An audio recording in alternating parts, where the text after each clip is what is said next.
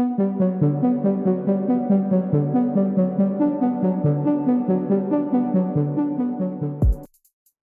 Israel dilaporkan kembali menyerbu kompleks Masjid Al-Aqsa pada Sabtu 6 April 2024.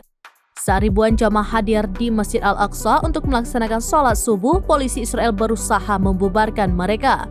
Unit polisi Israel mengklaim ribuan jamaah yang hadir di Masjid Al-Aqsa meneriaki dukungan terhadap warga Gaza, dikutip dari Al-Arabiya. Tidak terima dengan teriakan jamaah, polisi Israel kemudian menembakkan gas air mata kepada mereka. Polisi Israel meminta mereka untuk membubarkan diri dari Masjid Al-Aqsa. Selain menembakkan gas air mata, polisi Israel juga menahan 16 warga Palestina. Tindakan keji Israel tersebut mendapat kecaman dari Organisasi Kerjasama Islam. Menurut mereka, apa yang dilakukan Israel terhadap jamaah Masjid Al-Aqsa telah melanggar hukum internasional.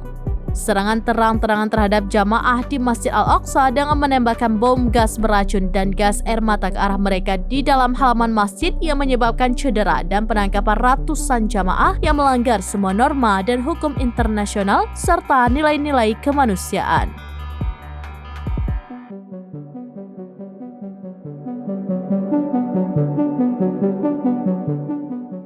Download Tribun X sekarang, menghadirkan lokal menjadi Indonesia.